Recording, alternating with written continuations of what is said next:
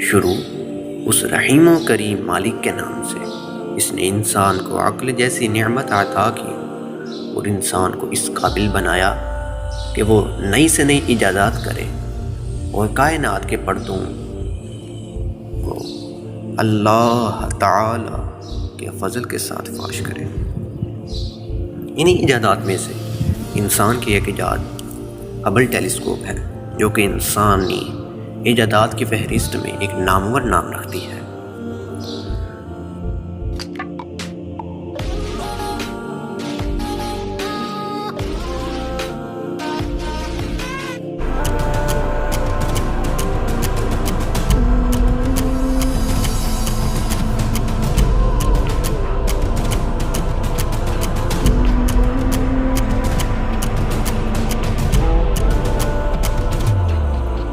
اسی ایجاد نے اپنی 30ویں سالگرہ کے موقع پر ہبل خلائی دوربین کے نام سے ایک تصویر کھینچی۔ یہ 30 سال پہلے کی بات ہے، جب ہبل ٹیلیسکوپ کو خلا میں چھوڑا گیا تھا۔ اس کی سالگرہ کی خوشی میں اس تاریخی دوربین نے کائنات کی ایک اور حیران کن تصویر پیش کی ہے۔ یہ زمین سے 1,63,000 نوری سال کے فاصلے پر خلا کے اس حصے میں واقع ہے جہاں ستارے بنتے ہیں۔ اس میں نظر آنے والی بڑی چیز گیسوں اور گرد کا ایک بادل NGC 2014 ہے، جس کے پڑوس میں NCG 2020 ہے، لیکن ماہرین فلکیات نے اس کی زیر سمندر نظاروں سے مشابہت کی وجہ سے کاسمک ریف یعنی کائناتی چٹان کا نام دیا ہے۔ سن 1990 میں خلا میں چھوڑے جانے کے وقت دھندلی تصاویر بنانے کی وجہ سے اسے وہ قدر و قیمت حاصل نہیں ہوئی، لیکن بعد میں ہبل کی مرمت کی گئی اور اس کو اور جدید بنایا گیا۔ ہبل اسپیس ٹیلیسکوپ کو خلا میں 25 اپریل 1990 کو چھوڑا گیا تھا۔ جو تصاویر اس نے سیاروں، ستاروں اور کہکشاؤں کی بنائی ہیں، ان کی وجہ سے خلا کے بارے میں انسان کا تصور بدل ہی گیا ہے۔ یقیناً کچھ ایسے لوگ ہیں جن کا خیال ہے کہ ہبل ٹیلیسکوپ اب تک ایجاد کیے جانے والے آلات میں سب سے اہم سائنسی آلہ ہے۔ یہ ابھی بھی ریٹائرمنٹ سے کافی دور ہے۔ یورپی خلائی ایجنسی کے ساتھ مل کر اس دوربین کے مشن کو چلانے والے امریکی خلائی ادارے ناسا کا کہنا ہے کہ اس کے لیے پیسہ اس وقت فراہم کیا جاتا رہے گا جب تک اس کی افادیت اپنی جگہ موجود رہے گی۔ ہبل ٹیلیسکوپ کا خاکہ آپ اپنے سامنے دیکھ سکتے ہیں۔ گزشتہ سال اس ٹیلیسکوپ سے حاصل کی گئی تصاویر اور ڈیٹا کی بنیاد پر 1000 سے زیادہ سائنسی مقالے شائع ہوئے، لہٰذا یہ اب بھی سائنسی دریافتوں کے لیے اہم ہے۔ انجینئرز مستقل اس ٹیلیسکوپ کے مختلف سسٹمز اور اس کے کام پر نظر رکھے ہوئے ہیں۔ قابل اطمینان بات یہ ہے کہ اس کے چاروں آلات، جن میں تصاویر لینے والے 2 امیجرز یا کیمرے اور اجرام فلکی کی روشنی کا تجزیہ کرنے والے 2 اسپیکٹروگراف، بالکل صحیح کام کر رہے ہیں۔ ماضی میں اس ٹیلیسکوپ کے 6 جائروسکوپ یا گردش نما اس کی ایک کمزوری رہے ہیں، ان کا کام اس کا رخ بدلنے اور اس کو اپنے اہداف کی تصویر اتارتے وقت کسی چٹان کی طرح ساکن رکھنے میں مدد کرنا ہے۔ یہ جائروسکوپ اس تمام عرصے میں وقفے سے خراب ہوتے رہے ہیں۔ سن 2009 میں ہبل ٹیلیسکوپ کی مرمت کرنے کے آخری مشن کے دوران خلا بازوں کو ان 6 کے 6 آلات کو تبدیل کرنے کی ہدایت کی گئی تھی۔ اپنی 25ویں سالگرہ کے موقع پر ہبل نے ویسٹرلینڈ 2 کہلانے والے ستاروں کے جرمٹ کی تصاویر لی۔ اس کے بعد سے 3 جائروسکوپ پھر بند ہو چکے، لیکن ناسا کی project scientist doctor Jennifer Wiseman کا کہنا ہے کہ یہ ابھی کوئی تشویش کی بات نہیں ہے۔ ان کا کہنا ہے کہ عام طور پر 3 جائروسکوپ کے ذریعے کام کیا جا سکتا ہے، لیکن انجینئرز کی مہارت کی وجہ سے ہبل ٹیلیسکوپ کو ایک کے ذریعے بھی چلایا جا سکتا ہے۔ اس کے بعد جیمز ویب اسپیس ٹیلیسکوپ اس کی جانشین ہو گئی۔ خلا میں ایک اور جدید ٹیلیسکوپ کی موجودگی سے ہبل کی افادیت بڑھ جائے گی اور اس کی اہمیت میں کمی واقع نہیں ہوگی۔ اس کی وجہ یہ ہے کہ نئی ٹیلیسکوپ کو اس طرح بنایا گیا ہے کہ وہ کائنات کی عکس بندی ہبل سے زیادہ طویل موج یا ویو لینتھ میں کر سکتی ہے۔ اس کا مطلب یہ ہے کہ جیمز ویب ٹیلیسکوپ وہ چیزیں بھی اپنے کیمروں میں قید کر پائے گی جو ہبل کے سامنے ہوتے ہوئے بھی اس کے کیمرے کی سرکت سے باہر ہیں۔ دونوں ٹیلیسکوپ ایک دوسرے کے کام کو بہتر بنائیں گی اور بعض اوقات ایک ہی ہدف کا ایک ساتھ جائزہ لیں گی تاکہ اس کی زیادہ مکمل تصویر سامنے آ سکے۔ ڈیپ فیلڈ تصاویر میں آسمان کے ایک ہی حصے کا کئی دن تک مشاہدہ کیا جاتا ہے۔ اس تصویر میں نظر آنے والا روشنی کا ہر ذرہ ایک کہکشاں ہے۔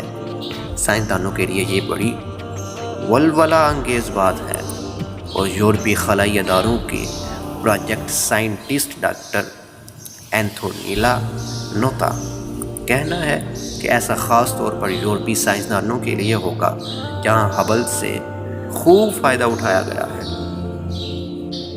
اس منصوبے کی پہلے سے طے شدہ شرائط کے تحت یورپی ماہرین فلکیات کو ہبل کے ذریعے خلا کا مشاہدہ کرنے کا 15% وقت دیا جانا تھا، لیکن اصل میں انہیں 22% وقت ملا اور اس پورے مرحلے پر کڑی نظر رکھی جاتی ہے، اس لیے ہمیں کبھی نشاندہی کرنے کی ضرورت نہیں پڑی۔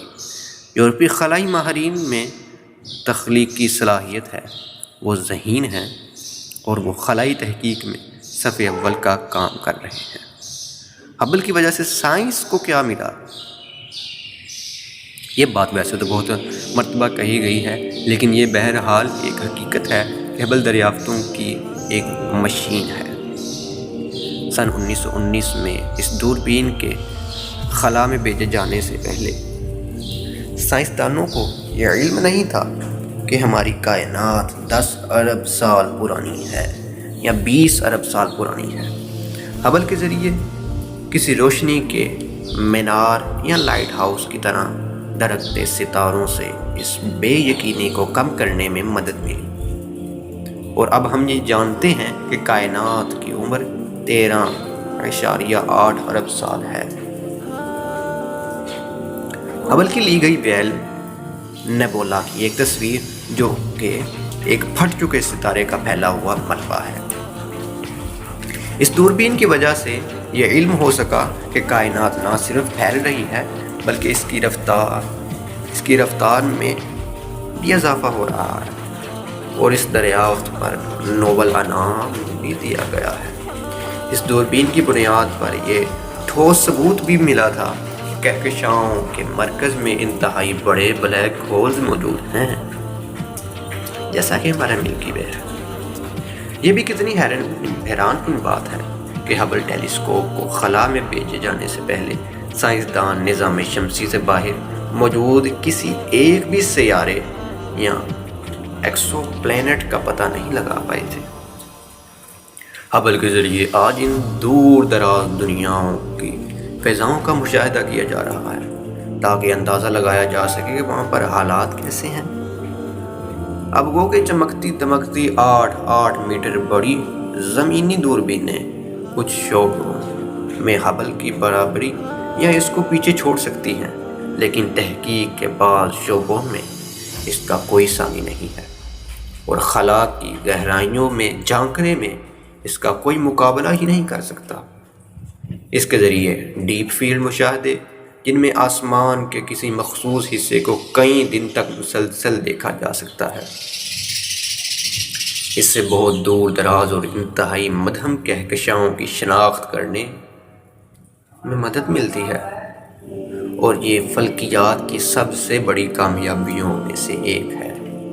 اس تحقیق سے ہمیں یہ معلوم ہوا ہے کہ بگ بینگ کے چند کروڑ سال بعد ہماری کائنات کس طرح کی تھی۔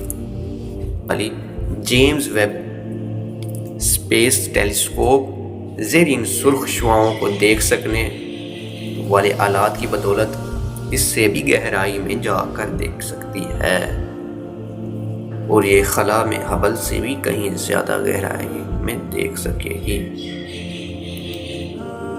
کیتھرین سلیوان ان خلا بازوں میں شامل تھیں جو 25 اپریل 1990 کو ہبل ٹیلیسکوپ کو خلا میں 612 کلومیٹر کی بلندی لے جا کر مدار میں چھوڑنے والی خلائی شٹل ڈسکوری پر سوار تھے۔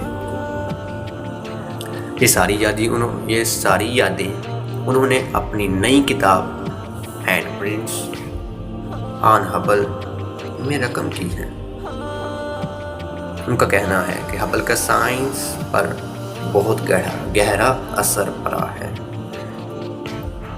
انہوں نے کہا ہے لیکن جس چیز کا انہیں اپنی کتاب لکھنے کے دوران اندازہ ہوا وہ یہ کہ ہبل سے حاصل شدہ خوبصورت تصاویر اور ان کے ذہن الجھا دینے والے نتائج سے خلا کے بارے میں سوچ اور تصورات کس طرح ہماری ثقافت میں سرایت کر گئے ہیں۔